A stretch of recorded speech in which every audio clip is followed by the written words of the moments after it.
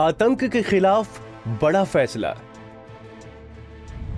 आतंकियों को हीरो बनाने का ड्रामा बंद। परिवार को न मिलेगी बॉडी, न दिया जाएगा कब्र का पता। एनकाउंटर में मारे गए आतंकी संगठन हिजबुल मुजाहिदीन के कमांडर रियाज नायकू का शव परिवार वालों को नहीं सौंपा जाएगा। सारी कार्यवाही पूरी करने के बाद प्रशासन ही उसका अंतिम संस्कार करेगा। आतंकवाद के खिलाफ लड़ाई में ये एक बड़ा फैसला लिया गया है ताकि आतंकवादियों को हीरो बनाने का सिलसिला बंद किया जा सके। पहले भी विदेशी आतंकवादियों के मामले में प्रशासन कई बार यही तरीका अपनाता रहा है।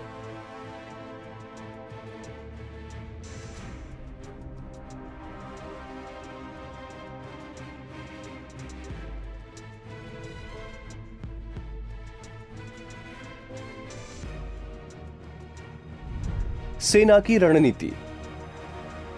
हिजबुल मुजाहिदीन के मोस्ट वांटेड आतंकी रियाज नायकू के एनकाउंटर में मारे जाने के बाद सेना ने केवल यह कहा कि 2 आतंकवादी मारे गए हैं।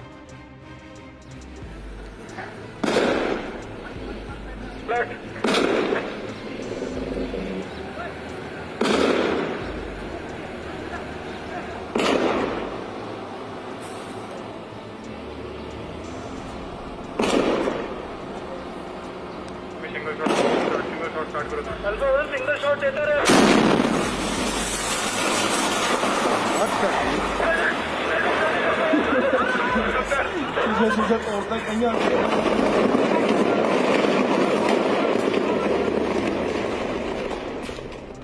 सेना के अधिकारियों ने बताया कि उनकी नजर में कोई बड़ा आतंकवादी या टॉप कमांडर नहीं है, केवल एक आतंकवादी है। यहां तक कि सेना के किसी भी ट्वीट में रियाज नायकू के नाम का कोई जिक्र नहीं था। ये सेना की नई रणनीति है जिसकी शुरुआत लॉकडाउन के दौरान ही हुई है। क्यों आया ये फैसला? दरअसल एक पाकिस्तानी आतंकवादी के मरने के बाद उसके जनाजे में बड़ी तादाद में लोग इकट्ठा हुए थे। उसके बाद ये फैसला लिया गया है।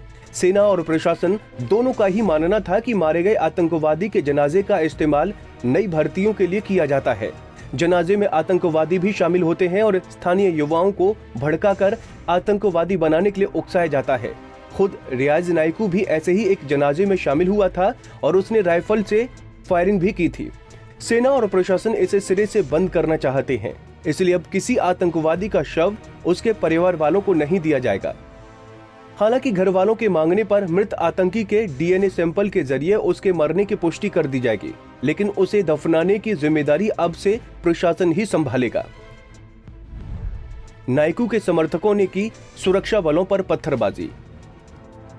कश्मीर के मोस्ट वांटेड आतंकवादी और हिजबुल मुजाहिदीन के टॉप कमांडर आतंकी रियाज नायकू की मौत के बाद अवंतीपुरा के स्थानीय लोग उसके समर्थन में उतर आए और जिस जगह नायकू को मारा गया वहां भीड़ ने सुरक्षा बल की बख्तरबंद गाड़ी को घेरकर पत्थरबाजी की। लोग बख्तरबंद गाड़ी पर चढ़कर नुकसान पहुंचाने लगे और लाठी डंडों से उस पर मारते रहे।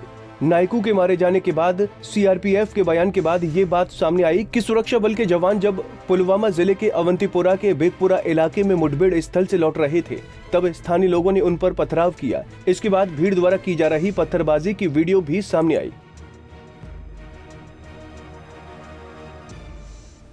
फिलहाल अवंतीपुरा सहित पूरे कश्मीर के हालात पर केंद्रीय गृह मंत्रालय की कड़ी नजर है। सुरक्षा के हिसाब से अभी जम्मू कश्मीर में इंटरनेट और वॉइस कॉलिंग को बंद कर दिया गया है ताकि किसी तरह की अफवाह न फैल सके। साथ ही पुलिस ने ये जानकारी देते हुए बताया कि लोगों की आवाजाही पर भी सख्त पाबंदी लगा दी गई है। Bureau report, Punjab Kesari TV.